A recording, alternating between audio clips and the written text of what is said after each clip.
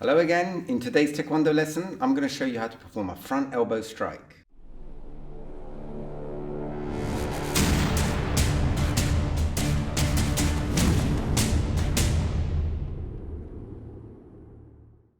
The elbow is a very versatile and powerful attacking tool that we use in Taekwondo.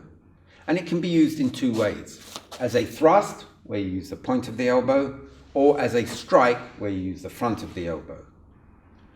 Now I'll be showing you the front elbow strike, which is used to attack the side front.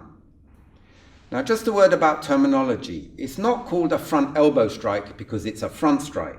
Because if you watch my video on front techniques, you'll know that the target must be on the center line for front techniques, and clearly it's not in this case. This is because the terminology front elbow refers to the position of the arm, not the actual strike. Okay? So it's just a normal strike, but using the front elbow. And we have other positions, for example, high elbow and upper elbow. Okay, so try not to get confused with the terminology. Now, as I said before, the region that you attack with in a front elbow strike is the front of the elbow, which is this region here. Now, it's usually done in walking stance, but it can be done in X stance, closed stance, and parallel stance. But walking stance is much better because you're moving forward, gaining forward momentum, which helps to get more power. Another way you get power in this technique is with the rotation of your upper body, there, like that. So if you add this to the forward motion, you get quite a lot of power. Now, you've got to make sure that you are in line with the target. So your opponent's on your side front, you've got to be in line. If you're too far away, you're going to be leaning forward and overreaching, which loses power and puts you in an awkward position. If you're too close, you're probably going to make contact with the forearm rather than the elbow. So if you're directly in line, you can hit with the elbow, your body will be full facing. Okay? And the solar plexus is a good target. But if they're half facing, then the ribs is a good target. And if you're taller than them, or for some reason they're squatting or lower than you, then you can aim for the philtrum or the jaw. Okay.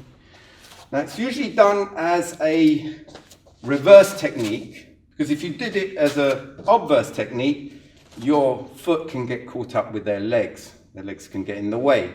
And also an obverse technique, it's much harder to rotate your upper body, so you can't generate as much power.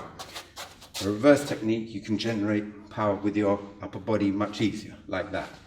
So you can practice from an L stance, going forward there, and this allows you to rotate the body, because you have to turn the back foot. But if you're doing it from walking stance, avoid just going forward like that. There's no rotation with the upper body, so you're not going to get much power. So you need to turn half facing like this before you go forward and generate power. If you're hitting an actual target, pull the opposite fist to your hip. But if you're practicing on your own, then you can create a target by putting your palm there and hitting it. Okay? This way you can test your power. But avoid slapping your elbow, because this will give you a false impression of the power. Very often people just slap it very powerfully thinking they did a good technique, but the elbow hardly moved. So if you keep your palm there and then strike it, then you can tell if you've hit it well. You could also practice it bringing your palm to the side fist, but then you're not actually hitting anything. So better to practice like this. Okay? So practice it in two ways. On an actual target, for example, a bob or a punch bag, or get somebody to hold the kick shield, and do it from L stance to walking stance. And also practice on your own, going forward and backwards in walking stance, hitting the palm. Okay, so here's an example.